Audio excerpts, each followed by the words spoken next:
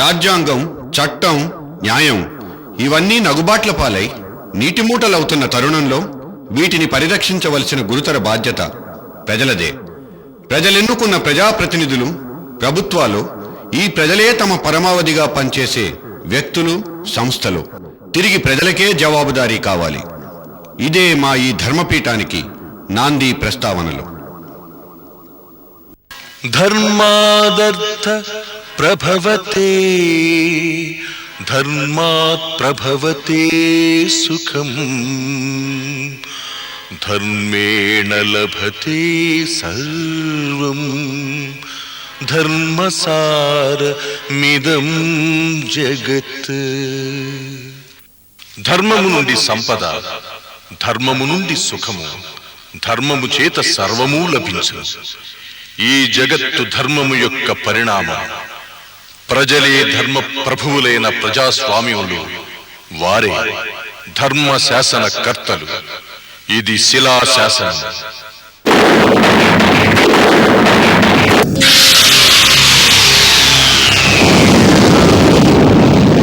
Gemini TV వీక్షకులకు, శ్రోతలకు నా అభినందనం, శుభాభివందనం.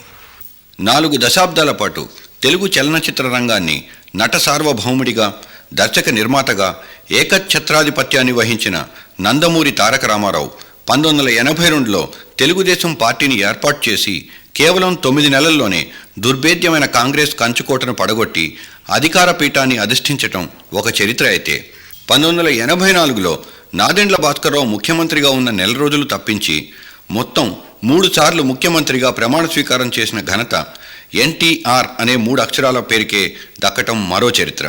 1989 ఎన్నికల్లో పరాజయం పొందిన ఎన్టీఆర్ తిరిగి 1994 డిసెంబర్లో రాష్ట్ర ఎన్నికల చరిత్రలోనే లేని అఖండ మెజారిటీని సాధించి తిరిగి అధికారంలోకి వచ్చారు.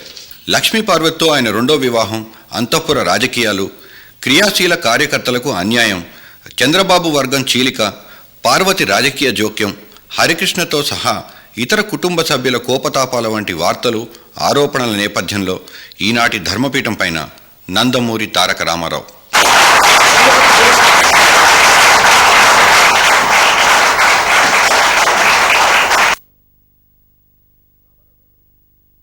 రామారావు గారు, దేశ చరిత్రలోనే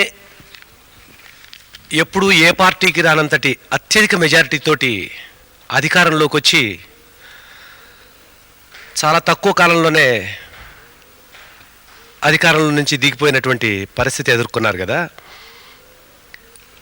అసలు ఏం జరిగింది, ఎందుకు ఇలాంటి పరిస్థితి వచ్చింది, క్లుప్తంగా కొంచెం వివరించండి. ఇది ఈనాటిది కాదు, ఈ చరిత్ర అనాదిగా మనకున్నది. రామాయణంలో రావణాసురుడు కూడా ఉన్నాడు. రాముణ్ణి పట్టాభిషేకం చేద్దామనుకుని తండ్రి అనుకున్నాడు దశరథుడు. కానీ పట్టాభిషేకం జరగకముందే ఆయన అరణ్యవాసానికి పంపించబడ్డాడు. ఆ తర్వాత రావణాసురుడిని ఎదుర్కొన్నాడు. కాబట్టి తమ్ముడు, ఏ మంచి పని చేద్దామనుకున్నా ఎన్నో అవరోధాలు వస్తూనే ఉంటాయి. ఎంతోమంది స్వార్థపరులని మనం ఎదుర్కోవాల్సి వస్తూనే ఉంటుంది. ఇవన్నీ దాటాలి, అధిగమించాలి, మన కార్యక్రమాన్ని నిర్వహించాలి. అంటే మీరు పట్టాభిషేకం లక్ష్మీపార్వతి గారికి చేద్దాం అనుకున్నారా? ఆమె పట్టాభిషేకం కోరలేదే. పట్టాభిషేకం చేద్దాం అనుకున్నటువంటిది ఆమె నా భార్యగానే ఉండాలని కోరింది. అందుకే ఆమె వచ్చింది, నా గృహిణి అయ్యింది. కానీ ఇటీవల ఆగస్ట్ సంక్షోభం రావడానికి ముందు మీరు తీసుకున్నటువంటి మీ కార్యక్రమాలను కనుక పరిశీలిస్తే మీ రాజకీయ వారసురాలిగా లక్ష్మీపార్వతి గారిని ప్రకటించే ప్రయత్నం చేశారు అనేటువంటిది పాత్రికేయులుగా మా అభిప్రాయం. మీరు ఒక అభిప్రాయం చెప్పారు, వారసత్వం అని. నాకు తెలియదేదో కొత్తగా అడిగారు మీరు. వారసత్వం అంటే ఇంటికి ఉండొచ్చు, ఆస్తులకు ఉండొచ్చు, మరొక దానికి ఉండవచ్చు. కానీ పార్టీలో కూడా వారసత్వం ఉంటుందని నేను అనుకోలేదు, భావించలేదు. ఎవరైతే దేశానికి, ప్రజాస్వామ్యానికి నిజంగా పనిచేస్తారో వారే నిజమైన కోరిన వారసులు అవుతారు. అంటే రాజకీయ వారసత్వం ఉండదనా మీ ఉద్దేశం? No, I don't believe in it. వారసత్వం అనేది వారి యొక్క అర్హతను బట్టి ఉంటే ఉండవచ్చు, కానీ వారసత్వం అనేది లిఖించబడలేదు. అది మనం అనుసరించవలసిన విధానం కూడా కాదు కాదు కాదు. అట్లాంటప్పుడు మీ ప్రభుత్వం అంత మెజార్టీతో ఉండి ఎందుకు కూలిపోయిందంటారు? స్వార్థపరుల స్వార్థాలోచనతో, అంటే ఏ స్వార్థం? వారి దగ్గర కోరి విధానంతో, వారి దుష్ట ప్రయత్నంతో, వారి మోసంతో ఈ విధంగా మరి నగచాట్ల పాలైంది. మరి తండ్రిని జైలులో పెట్టిన సామ్రాట్లు ఉన్నారు, అన్నాల్ని రాజ్యాధికారం కోసం చంపినటువంటి సోదరుడు ఉన్నాడు ఔరంగజేబ్. మరి ఆ దురదృష్టకరమైన విధానం ఇన్ని వందల సంవత్సరాల తర్వాత తెలుగు జాతి చరిత్రలో మన రాష్ట్రంలో ఈనాడు తిరిగి జరిగింది. అది మన దురదృష్టం. అటువంటి చిన్నబోయిన తనాన్ని, చిన్నబుచ్చే తనాన్ని మన జాతి అనుభవించడం అనేది అది కేవలం నేను చేసుకున్న పాపం. రామారావు గారు, ఇప్పుడు పార్టీని నిర్వహించడంలోనూ ప్రభుత్వాన్ని నిర్వహించడంలోనూ మీరు ఏకపక్ష నిర్ణయాలు తీసుకున్నారు, కార్యకర్తల్ని మీరు విస్మరించారు. కనుకనే మేము బయటికి వెళ్ళిపోయి పార్టీని రక్షించడం కోసమే మేము మా నాయకుడిని చంద్రబాబు నాయుడుగా ఎన్నుకున్నాము అని వాళ్ళు అంటున్నారు కదా, మీ జవాబు? నేను ప్రభుత్వం ప్రజల దగ్గరికి తీసుకువెళ్ళినప్పుడు, అదే శ్రీకాకుళం, విశాఖపట్నం, విజయనగరం వెళ్ళినప్పుడు ఆ రోజున ఈ మహానుభావులే ఎవరైతే ఈనాడు జాతికి చిన్నతనం తెచ్చారో, అవమానకరంగా వ్యవహరించారు, తెలుగు జాతిని కించపరిచారు, వాళ్ళే చెప్పారు అక్కడ, రామారావు గారు లేకపోతే మా పార్టీ లేదు, ఆయన వల్లే నడుస్తుంది, మేము ఆయన మెలకువలు ఉంటున్నాం, కాబట్టి దీని ఘనత గౌరవం అంతా కూడా రామారావు గారి, ఆయనే మా నాయకుడు అని చెప్పిన వాళ్ళు 23వ తేదీ సాయంత్రమే ఎందుకు మారారంటారు? మనిషి పుట్టాడు, దేవుడు స్వార్థం కూడా ఇచ్చాడు, లేకపోతే మనిషి దేవుడు లాంటి వాడు అయ్యేవాడు. కాబట్టి ఆ పశుత్వం అనేది ఉంది, దైవత్వాన్ని అందుకోలేకపోతున్నారు. అందుకే వాళ్ళకే వాళ్ళు ద్రోహం చేసుకుంటున్నారు. ఎందుకు ప్రజాస్వామ్యం ద్రోహం చేయబడుతుంది? ఎందుకు ప్రజలు ద్రోహం చేయబడుతున్నారు? ఎందుకు మానవులు, పేదవాళ్ళు, ఈనాడు అట్టడుగున ఉన్నటువంటి బడుగు బలహీన దళిత వర్గాల వారు, వెనకబడ్డ తరగతుల వారు, మరి అల్పసంఖ్యాక వర్గాల వారు, వీరందరూ సమస్యలతో ఇంకా ఉన్నారు. వారి సమస్య తీరలేదు. తీరుస్తామని ఓట్లు వేసుకుంటున్నారు, కానీ ఓట్లు తీసుకుని గెలిచిన తర్వాత ఎవరైతే ఓట్లు వేస్తారో వాళ్ళని విస్మరిస్తున్నారు, మరిచిపోతున్నారు. అందుకే ప్రజాస్వామ్యం, రాజ్యాంగమే మోసం చేయబడింది. కాబట్టి ఈనాడు జాతీయ పరంగా నా ఉద్దేశం, రాజ్యాంగం మార్చబడాలి. ఎవరైతే ఓట్లు ఇస్తున్నారో, ఏ నమ్మకాలతో అయితే అభ్యర్థుల్ని గెలిపిస్తున్నారో, వాళ్ళు అధికారంలోకి వచ్చినప్పుడు పూర్తిగా ప్రజలను విస్మరించకూడదు.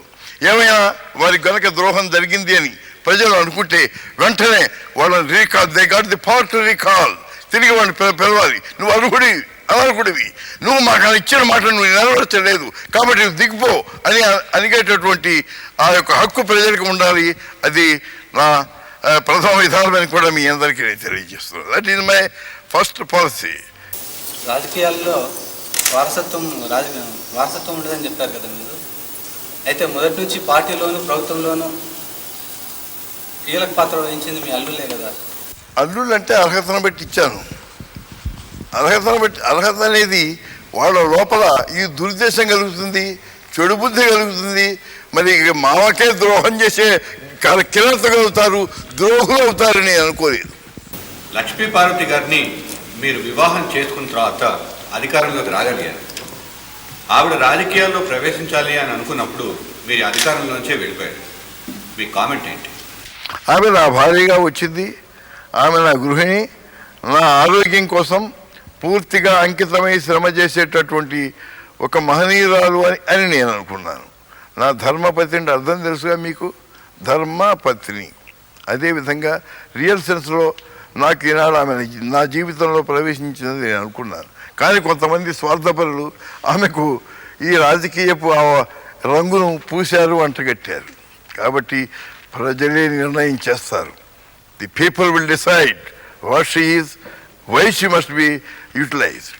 కొంతమంది స్వార్థపరుల దుర్బుద్ధి వల్ల వచ్చినటువంటిది అని అన్నారు మీరు. ఇది కేవలం అప్పటికప్పుడు కలిగినటువంటి దుర్బుద్ధ, లేకపోతే ఒక పథకం ప్రకారం, ఒక వ్యూహం ప్రకారం చాలా కాలం నుంచి జరుగుతూ వస్తున్నటువంటి దానికి పరాకాష్ఠగా మొన్నటి ఆగస్టు సంక్షోభం సంభవించిందా? ఇది పథకం ప్రకారమే జరిగింది. ఇది ఈ దాడ్యం అన్నది ఎప్పుడో పుట్టింది. ఎందుకంటే రంగులు మార్చడం అన్నది,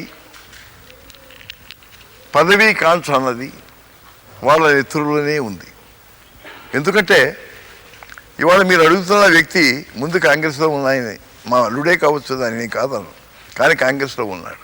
అక్కడ ఎప్పుడైతే పరాజయం చెందాడో తెలుగుదేశంలోకి వచ్చాడు. నేను మీ విధానాలకు పూర్తిగా అంకితం అవుతానని మాట ఇచ్చాడు, కానీ మనసులో ఉన్న ఆ దురాశ మాత్రం పోలేదు. నేను ఎన్ని పదవులు ఇచ్చినా అందుకే ప్రయత్నం చేస్తూ తన గుంపుని తన యొక్క గ్రూప్ని పెంచుకుంటూ వచ్చాడు ఆయన. అది నేను గమనించలేదు.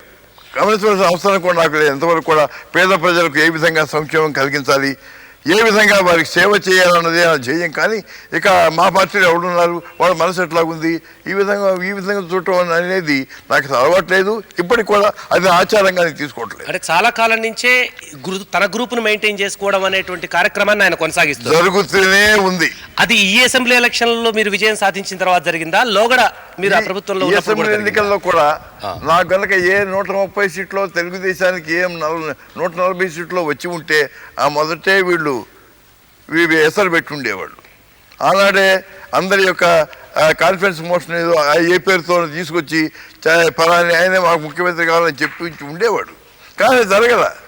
వాళ్ళు అనుకోని విధంగా ప్రజల అభిమతానుసారం నా మీద గౌరవంతో, నేను వారికి నాయకుడిగా ఉంటానన్న అభిమానంతో, నేను ముఖ్యమంత్రిగా ఉంటానన్న నమ్మకంతో, ఆయనైతేనే మా ఇచ్చిన హామీలన్నీ కూడా నెరవేరుస్తారు అనేటటువంటి దృఢమైనటువంటి నమ్మకంతో ప్రజలందరూ ఆనాడు నాకు ఓటేశారు.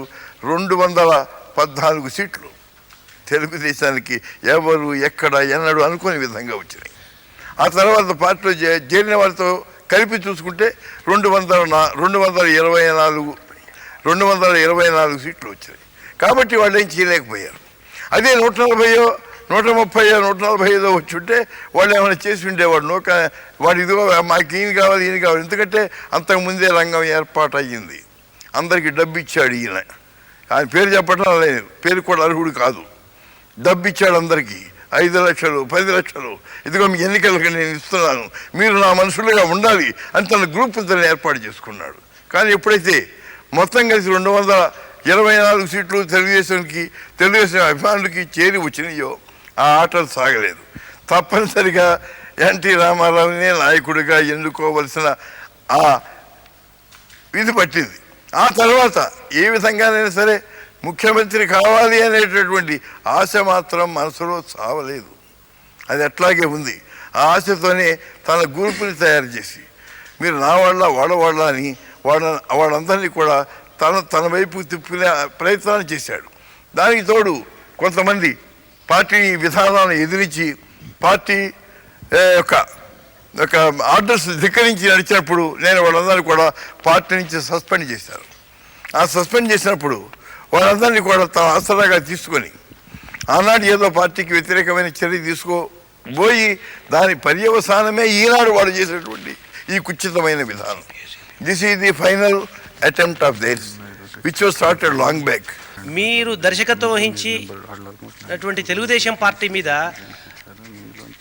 దురాక్రమణ అనేది ఎప్పుడు ప్రారంభమైంది అనుకుంటున్నారు? ఇప్పుడు నేనేం చేశానంటే ఇక్కడ ఎప్పుడైతే వీడు ఈ దుర్విధానాన్ని పసిగట్టాను, ఆ రోజున గవర్నర్ గారికి లేఖ రాశాను. 5గురిని పార్టీ ఎమ్మెల్యేస్, దెన్ దేవర్ మినిస్టర్స్ ఆల్సో, వాళ్ళ 5గురిని కూడా పార్టీల నుంచి బహిష్కరించడం జరిగింది. ఎప్పుడైతే వాళ్ళ పార్టీ నుంచి బహిష్కరించానో ఆ దాంట్లో నేను కూడా ఈ యొక్క శాసనసభ మాలిన్యం అయిపోయింది. కొన్ని గ్రూపులు తయారైనవి. తెలుగుదేశంలో గ్రూపులు వస్తాయని నేను, తెలుగుదేశం అంటే తెలుగు జాతి ప్రగతి కోసం ఉంటుందని, తెలుగు వాళ్ళు గౌరవంగా చెప్పుకునేటటువంటి వ్యవస్థగా ఉంటుందని నేను అనుకున్నాను. ఎప్పుడైతే ఆ తెలుగుదేశంలో తెలుగు జాతికి అగౌరవపరిచే విధానంగా ప్రజా విశ్వాసాన్ని, నమ్మకాన్ని మోసం చేసే పద్ధతిగా గ్రూపులు ఏర్పడ్డాయో ఇక శాసనసభ ఉండకూడదు, రద్దు చేయండి అని కూడా నేను గవర్నర్ గారికి చెప్పాను. దాంతో వీళ్ళు ప్రచారం సాగించారు. ఇదిగో ఆయన అధికారంలో ఉంటే ఆయన గవర్నర్ గారిని రద్దు చేయమని కోరాడు, కాబట్టి మీరందరూ కష్టపడి గెలిచి వచ్చిన మీ సీట్లు పోతాయి. కాబట్టి మీరు ఏమైనా సరే నా దగ్గరికి రావాలి, నా వైపు ఉండాలి, నేను మిమ్మల్ని ఉంచుతాను, మీకు అందరికి కూడా కావాల్సినంత అవకాశాలు మీకు కల్పిస్తాను, అధికారాలు ఇస్తాను, మంత్రుల్ని చేస్తాను అని ఎన్నో ఆశలు పెట్టి వాళ్ళందరినీ కూడా స్వార్థంతో తన వైపు తిప్పుకున్నాడు. This is the result. ఇవాళ దుశ్చర్య జరిగింది, మన జాతికి అవమానం కలిగింది, తెలుగు జాతికి ద్రోహం జరిగింది అంటే ఇది ఇంత ఘాతుకం వెనక వాళ్ళు ఉందని కూడా మీకు తెలియజేస్తున్నాను. This a planned treachery. CPI CPM మిత్రపక్షాలుగా ఇప్పటి వరకు ఉంటూ వచ్చినాయి. ఇప్పుడు కూడా మీరు మిత్రపక్షాలు అంటారేమో తెలీదు. మరి వాళ్ళు శత్రుపక్షాలుగా మీతో వ్యవహరించినట్టుగా వాళ్ళు పక్కకి వెళ్ళిపోయారు కదా, భవిష్యత్తులో వాళ్ళ పట్ల మీ వైఖరి ఏ విధంగా ఉంటుంది? I still feel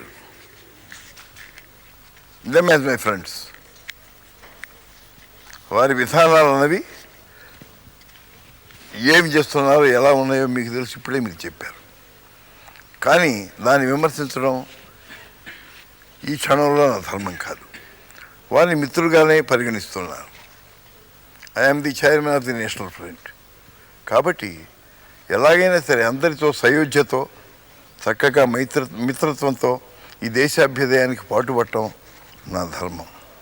కాబట్టి అదే విధానంగా వారిని మైత్రీ భావంతోనే నేను చూస్తాను. మరి వారిని మిత్రపక్షంగా భావించినప్పుడు వారు సమర్థిస్తున్నటువంటి చంద్రబాబు నాయుడు తెలుగుదేశం కూడా ఎందుకు మీరు భావించకూడదు మిత్రపక్షంగా? నేషనల్ ఫ్రంట్లో ఎందుకు చేర్చుకోకూడదు? నేషనల్ ఫ్రంట్లో ఒక జాతి నుంచి, ఒక పార్టీ నుంచి ఇద్దరు విడిపోయేస్తే వాళ్ళిద్దరు మెంబర్లు కాలేరండి. వన్ రిప్రజెంటేటివ్ ఉంది పార్టీ. కాబట్టి తెలుగుదేశం అంటే ఒక్కటి, ఈనాడు కూడా రెండుగా తెలుగుదేశం ఒకటే నా ఉద్దేశం. మీరంటున్నారు రెండని, నేను ఒప్పుకోను. ప్రజలు తెలుగుదేశం ఒకటే అనుకుంటున్నారు. రామారావే ఆ పార్టీకి అధ్యక్షుడు అంటున్నారు, అంతే తప్ప నేను దానికి విరుద్ధంగా నేను అంగీకరించను. కాబట్టి Telugu Desam is one, representation is one, it is by NTR. మరి కమ్యూనిస్ట్ పార్టీలు కూడా ఇదివరకు ఒకటే కదండి, తర్వాత విడిపోయినాయి కదా. సరే ఆ విధానానికి నేను వెళ్ళడం అందుకని నా పార్టీ పెట్టింది. తెలుగు జాతి గౌరవం కోసం, నేను నా సేవల కోసం నేను అంకితమైన భావంతో ఈ వ్యవస్థను స్థాపించాను. కాబట్టి ఒకటికే ఉండాలి, ఐకమత్యమే చేయం, అందరూ కలిసికట్టుగా పనిచేయాలి. అలా పనిచేస్తే కానీ ఈ పేదవర్గానికి మనం నిష్కృతి కల్పించలేమన్న భావం ఇంకా నా మనసులో ఉంది. అదే నా నమ్మకం, అదే నా విశ్వాసం, అదే నా అంకితమైన భావం. ప్రస్తుతం రాష్ట్రంలో ఉన్నటువంటి విద్యుత్ కోతకి కారణం అధికారుల యొక్క అలక్ష్యమా, లేకపోతే వైఫల్యమా, లేకపోతే అసమర్థత? పరిపాలనా అసమర్థత.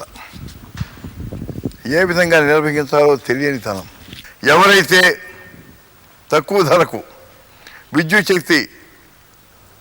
శక్తిని తయారు చేసి ఎవరైతే ప్రజలకు చౌకగా ఇవ్వగలరో వారిని ఓపెన్ బిడ్డింగ్స్ మీద వారి అర్హతలు గుర్తించడం జరుగుతుంది, అవకాశాలు ఇవ్వడం జరుగుతుందని నేను నిర్దిష్టంగా చెప్పాను.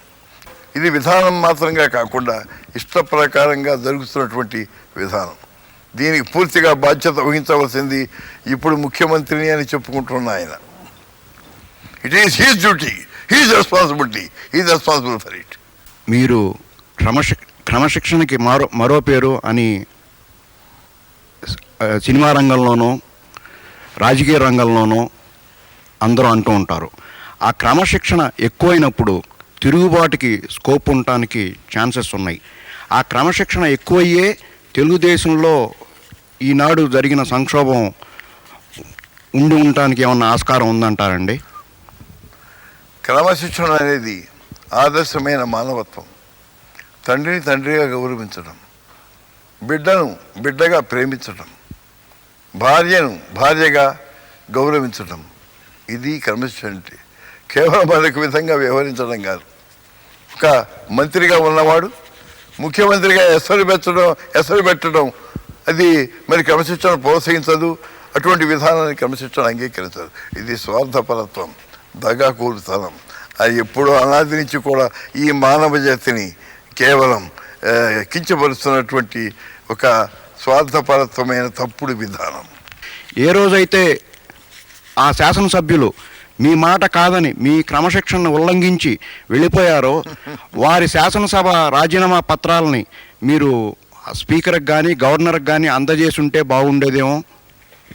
మీరు మంచి మాట అడిగారు. మనిషిలో నీతి ఉన్నంత వరకు ఈ పత్రాలతో పని లేదు. నీతి తప్పిన తర్వాత ఈ పత్రాల్లో నాకు నమ్మకం లేదు. కాబట్టి మనిషిగా ఉన్నంత వరకే మన యొక్క మానవత్వం, మానవతా విలువలు. అది తప్పిన తర్వాత కేవలం ఈ సంతకాల వల్ల నాకేమీ నమ్మకం లేదు, లాభం లేదు. రాష్ట్ర బడ్జెట్లో నిధులు లేకుండానే చంద్రబాబు నాయుడు అనేక హామీలు చేస్తున్నాడని అంటున్నారు కదా, మీరే ముఖ్యమంత్రిగా కొనసాగి ఉంటే మీరేం చేసుండేవాళ్ళు?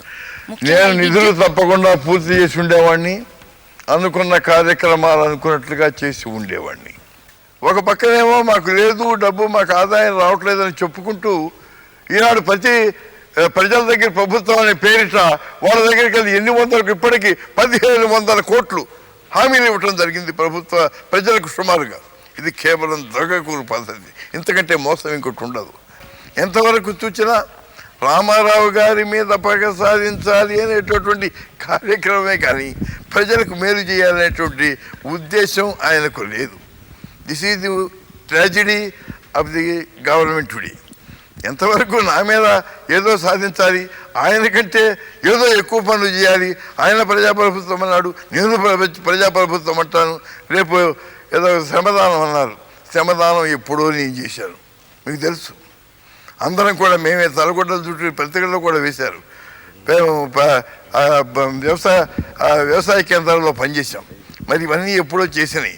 కేవలం తిరిగి ఒకసారి ఇవి తనమైనట్టుగా చిత్రించుకుంటున్నాడు ఆయన. ఇది ఒక మీదే ఏదో ఒక ఒబీడియంట్ ఫాలోయర్గా ఇప్పటికైనా సరే మర్చిపోకుండా పునఃప్రవేశపెడుతున్నాడు. కానీ ప్రజలను ద్రోహం చేయటం మాత్రం అది దురదృష్టకరం.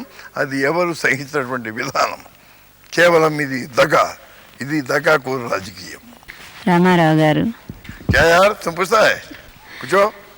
ఇక్కడ మీ భారీగా నేను ఈ ప్రశ్న వేయటం లేదు.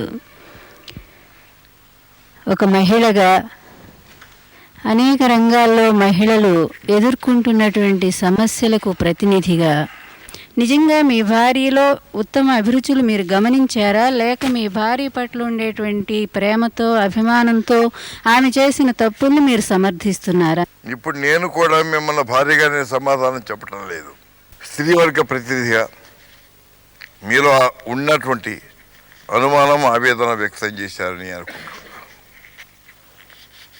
నేను మిమ్మల్ని భార్యగా స్వీకరించినప్పుడు మీ విద్యను చూసి కానీ, మీ యొక్క తెలివితేటలను చూసి కానీ, మరి మీ యొక్క అర్హతలను చూసి కానీ నేనేమి భార్యగా అంగీకరించలేదు.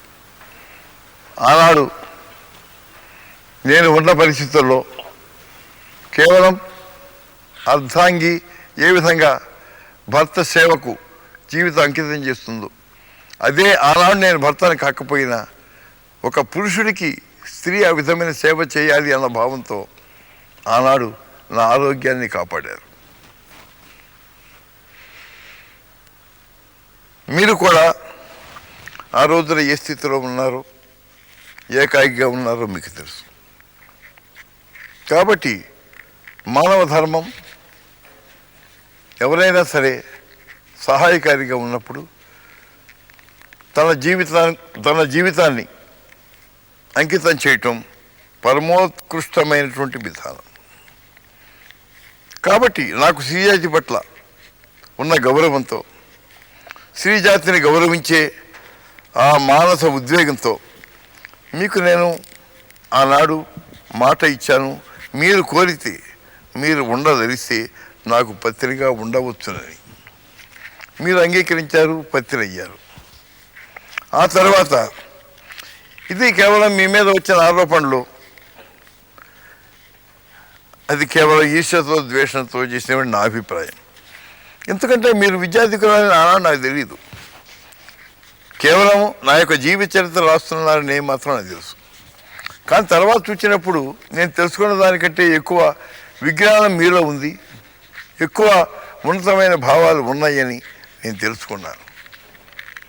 అది దాన్ని చూసిన వాళ్ళు ఏమనుకున్నారు, మిగిలిన వాళ్ళు ఎవరో మీరు అంటున్నారే, వారు ఎప్పటికైనా మాకంటే దగ్గరగా ఉన్నటువంటి ఆదర్శ గృహిణి లక్ష్మీపార్వతి గారే మా అవకాశాన్ని తీసుకుంటారేమో, ఆమె రామారావు గారి వారసురాలు అవుతుందేమో అనేటటువంటి స్వార్థపరత్వంతో వాళ్ళు చేసినటువంటి దగాకోరు తప్పుడు విధానమే కానీ మీలో ద్వేషం లేదు, మీలో ఏమాత్రం దోషం లేదు.